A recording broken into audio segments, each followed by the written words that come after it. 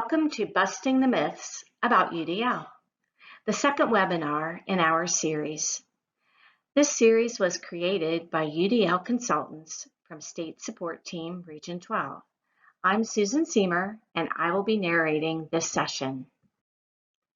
The expected outcomes from this webinar are that participants will be able to dispel common myths about UDL and develop a basic understanding of the UDL framework, including principles, guidelines, and checkpoints.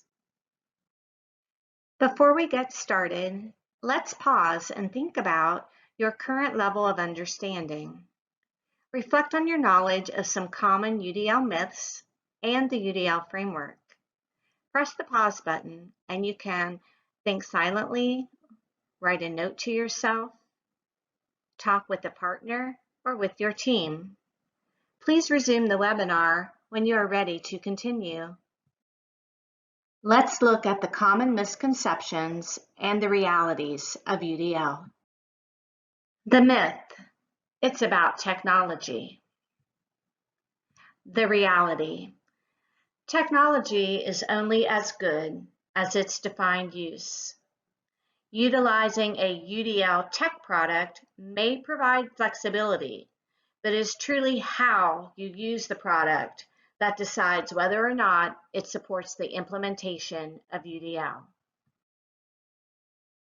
The myth, it's only for students with disabilities. The reality, the idea for UDL came from past work with students with disabilities, but the research, specifically the brain research, supports the concept that we are all highly variable in how we learn. The myth, it's an instructional strategy. The reality, UDL is a scientifically based framework that guides the design of all aspects of the learning environment, including curriculum, materials, instructional design, instruction, and assessment. Various strategies are integrated into UDL implementation. The myth, it's what good teachers already do. The reality, maybe, perhaps, but there is no specific measurement that helps us define good. We hear this phrase a lot. It's what good teachers do, and hopefully that's true.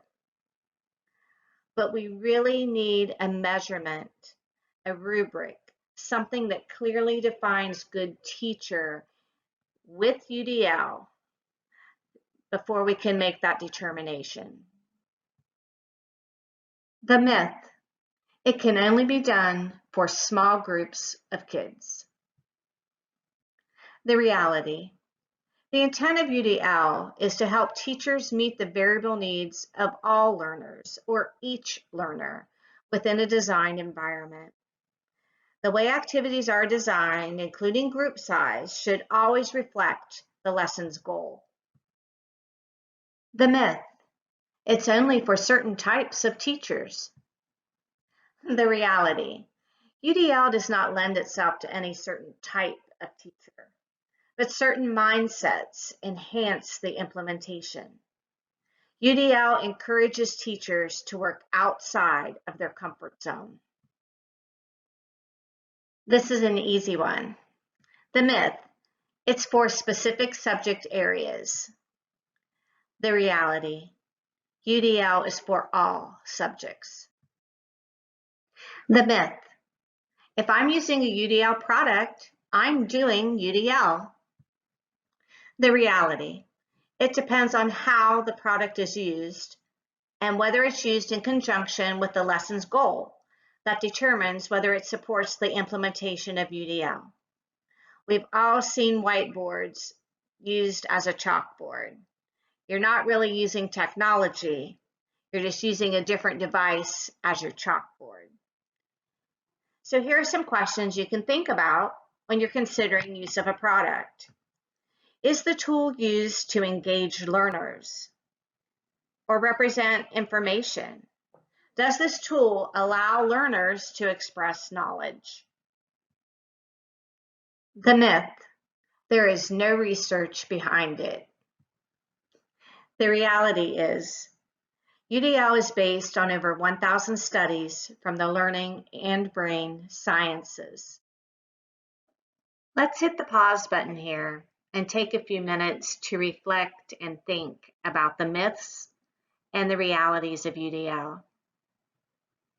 When you've given yourself some think time, talk about it with a partner or with your team. If you're working alone, you could think out loud, silently, or write a note to yourself about it. When you're ready, resume the webinar. If you watched the first webinar in this series, then this is a familiar slide. The definition of UDL refers to a set of principles, and we're going to spend a few minutes with the next set of slides looking at the UDL framework, including these 3 principles, the guidelines, and the checkpoints. We're going to use the information from the CAST website. And if you'd like to look at it, there is a link on your UDL webinar series Google Doc. UDL as a framework is divided into 3 principles: engagement, representation, and action and expression. These are associated with the 3 networks of the brain. The why of learning is the affective network. This is activated during learning by providing multiple means of engagement. The what of learning is the recognition network, activated by providing multiple means of representation. And the how of learning is the strategic network, activated by providing multiple means of action and expression. These 3 principles are the anchors of UDL. When using the UDL framework, you want to create lessons that activate all 3 brain networks.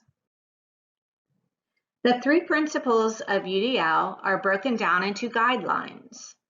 The first horizontal row is the access row.